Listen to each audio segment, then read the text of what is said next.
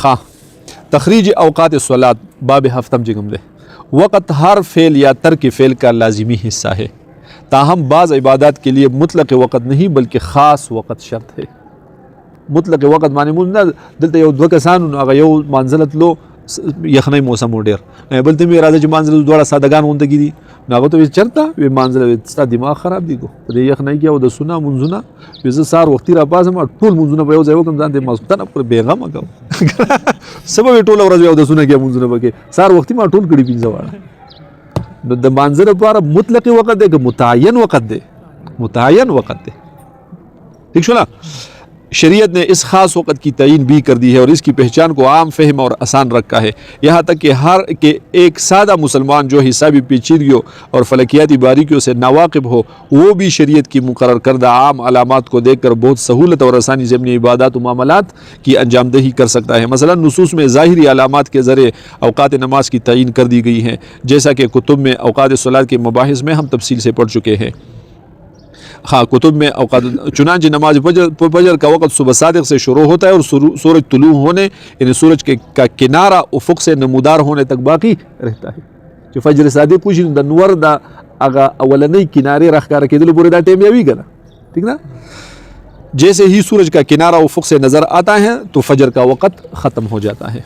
ज़ोहर का वक़्त ज़वाल शम्स से शुरू हो जाता है। उस गोर देखी लग तफसील देखा अगर आए वक्त निस्फ़ नहार चूँगा ना नो पागे बाने मुंग 5 मिनट यो खा 5 मिनट बोल खा नागा 5 मिनट ची दानवर अखवा लगलाट शी। ठीक ना। नो ची 5 मिनट पे तीर शी पाए नी वक्त निस्फ़ नहार बाने नो कम टाइम दाखिल शी ज़ोहर नमाज वक़्त टाइम दाखिल शी पोशे पे उस राशा दा 5 मिनट ची पे तीर शो दा जवाल वशो सो शो नवर जायला शो कना द ममनू वक़्त नवर जायला शो कना बने नक्शों की भी अक्सर दिशी कड़ी चे क वक्त लिखली फजर ज़ोहर आसर मगरिब ऐशा दसी लिखली है। ठीक ना। न फजर अखो मालूम है चे 108 लनवर रागले 108 जावियला ज़ोहर दा ज़ोहर के नक्शे की दसी लिखले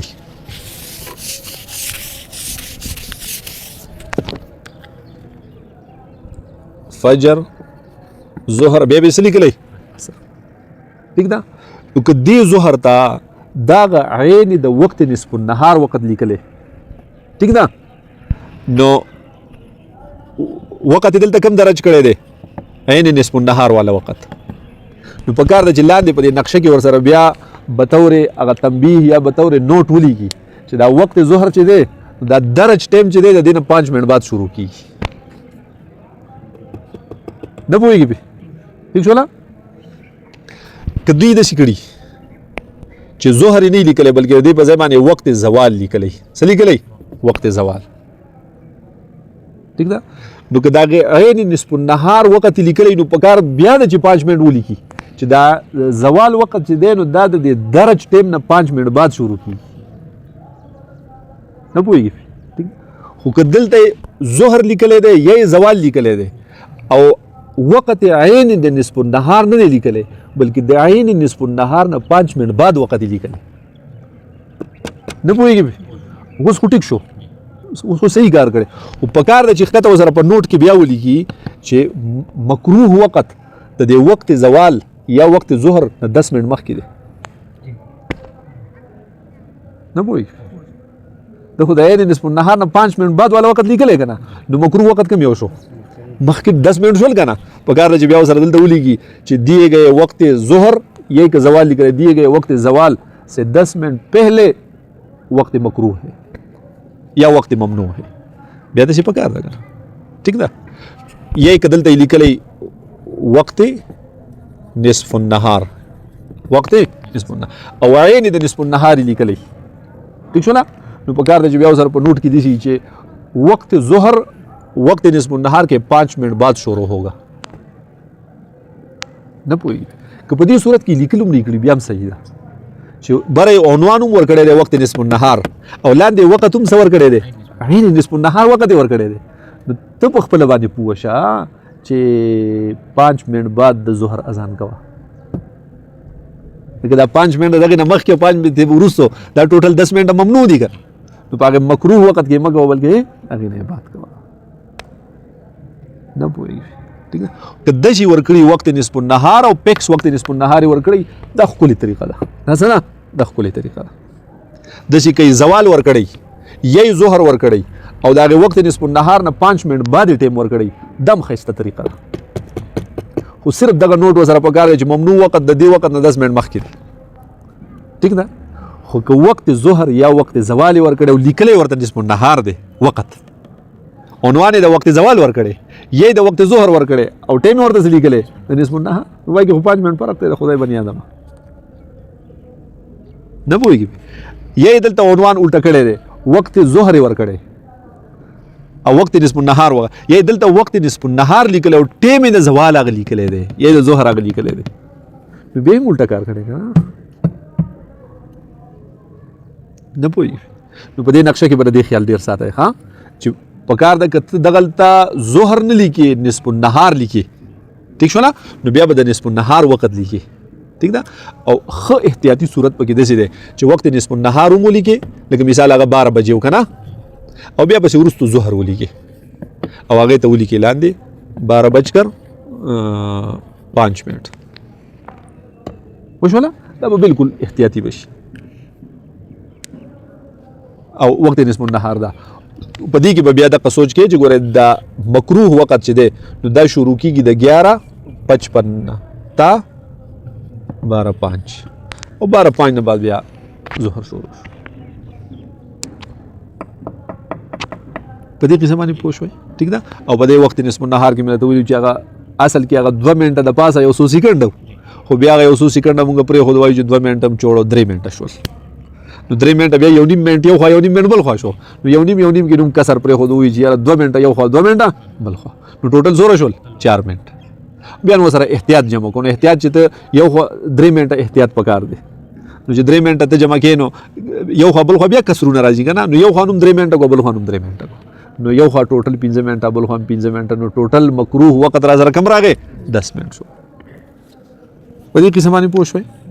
हाँ, ज़ोहर का वक़्त ज़वाल शम्स से शुरू हो जाता है. ज़वाल शम्स से मुराद यह है कि सूरज का आखिरी किनारा ख़त निस्फ़ नहार से गुजर जाए. ज़ोहर का आखिरी वक़्त उस वक़्त तक रहता है जब तक असर का वक़्त शुरू न हो जाए. बया नमाज़ पढ़ी वक़्त तक हम टाइम पूरी नमाज़ीगर पूरी नमाज़ीगर टाइम के लिए शुरू की भाई की बरदा दे हुई पदी कि इमाम से बहुत साहिबेनो इख्तिलाफ थे. इमाम से फरमाई कि द हर शी सोरे द फ़ै ज़वाल ना अलावा दो मिसल शी साहिबेन वही सरद इमाम शाफी साहब ना इमाम अहमद साहब ना चे द हर शी सोरे د فیء الزوال سره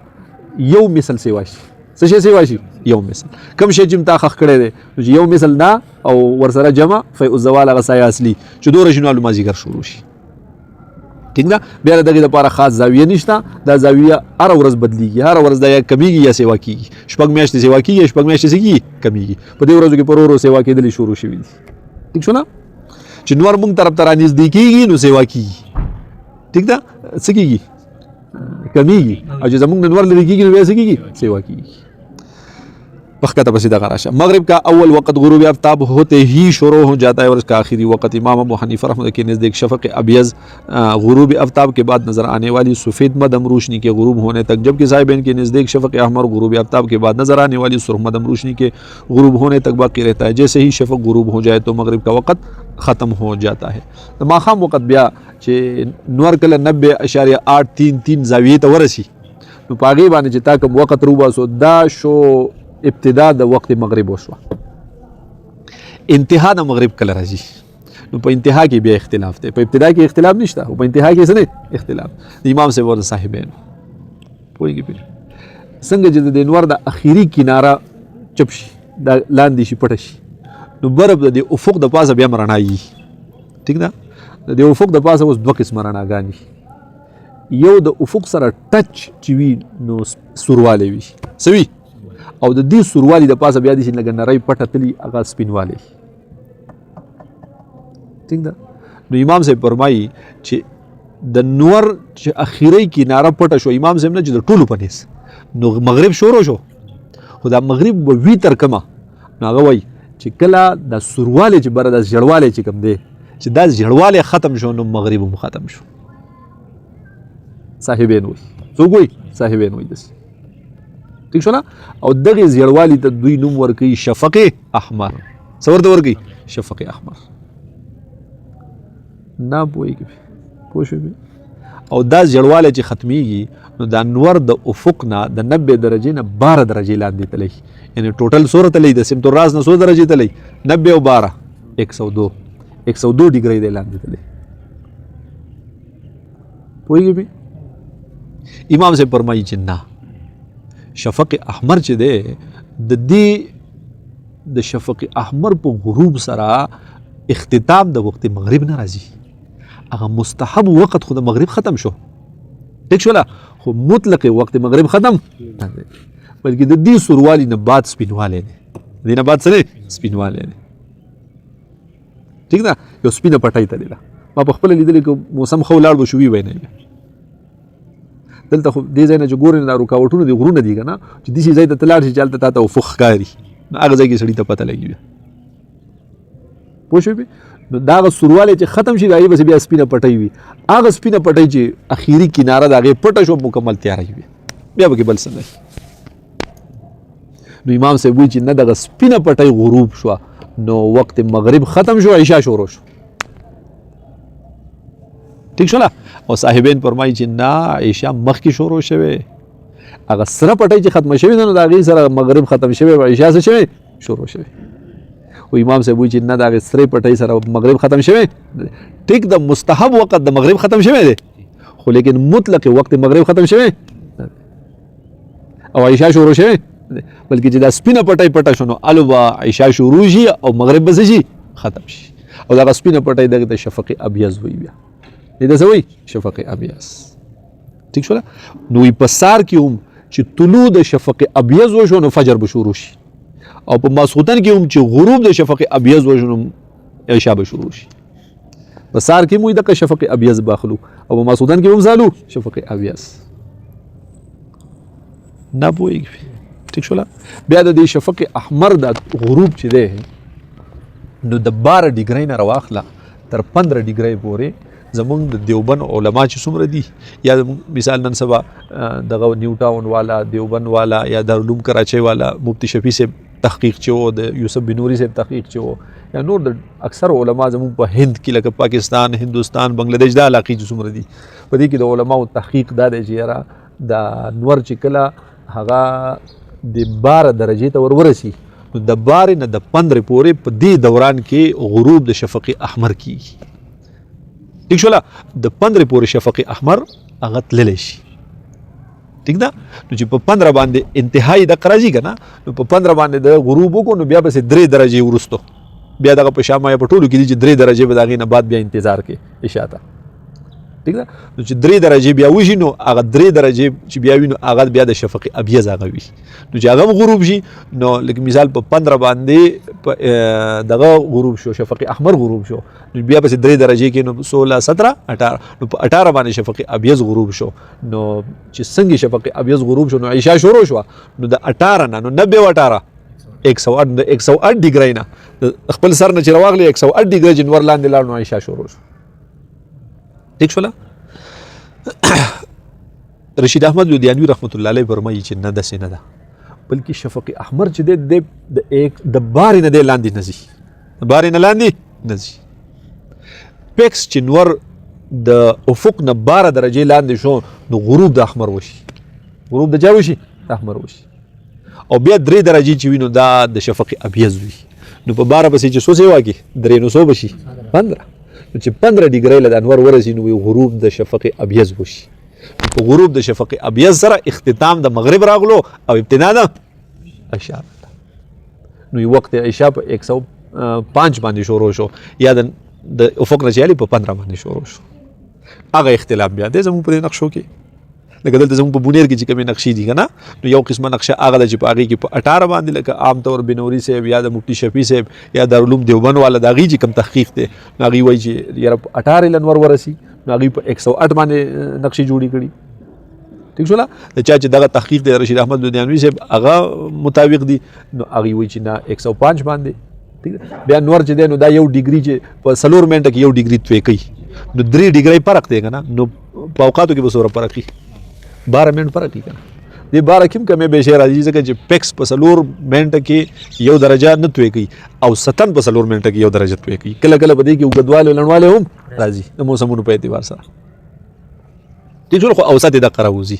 نو عام طور بیا په نقشو کې د سحر او د عشاء 12-13 منټ فرق پکې وي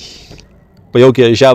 12 منټ مخکې کېږي په بل کې 12 منټ وروسته کېږي زموږ د مدرسې دا نقشه چې دا یا د عتیقې دا نقشه چې دا په دې کې خیال وکړئ نو مسعودن لږ ناوخته کېږي که نه حبیبي مکتبې والا نقشه چې روان پای کې لږ مخکې کېږي ځکه هغې هغه په هغې 15 باندې جوړه کړې پوهېږې پې نو طریقه به مونږ دواړه قسمه عشاء به روباسو بیا تاسو په خپله باندې مولیان یې مفتیان یې چې په کومه باندې د کوم دلایل درته مضبوط ښکارېدو د هغې مطابق ځان لکه سار کوئ که ماسخوتن کوئ که ماښام کوئ هغه بیا ستاسو کار دی ښه ٹھیک شو د فن مطابق زمونږ دغه دی چې هغه دواړه زاویو باندې وقت تخریج زده ٹھیک ده بیا کوم واقعي اشاره دی او کوم اشاره نه دی نو هغه بیا د فتوی سره او د فقه سره د هغې تعلق دی په هغې باندې بیا تاسو باندې ښه پوهېږئ به دا قسم ختمه شوه ٹھیک شوله نو د طلوع او د غروب دپاره زاویه پیکس ده د عشاء او د فجر دپاره بنا بر دغه اختلاف هم زاویه پیکس دي او د مازیګر دپاره به روزانه په بنیاد زاویه روباسو او ظهر ټایم یا وقت نصف النهار هغه په جدا قاعده باندې روباسو وایي کې زاویه ته ضرورت نه دی دې قصه پوه شوئ بل پکې څه شته دی وروسته دغه خبره کړې ښه په دې کې دا لږ عبارت چې دی نو دا به ووایو ښه ټیک ده په دې کې لږ هغه دلایل پې ذکر کړي یاره کم خلقو کم ماهرینو کم زاویه اخیستې ده نو هغه یې ویلې ده بس دی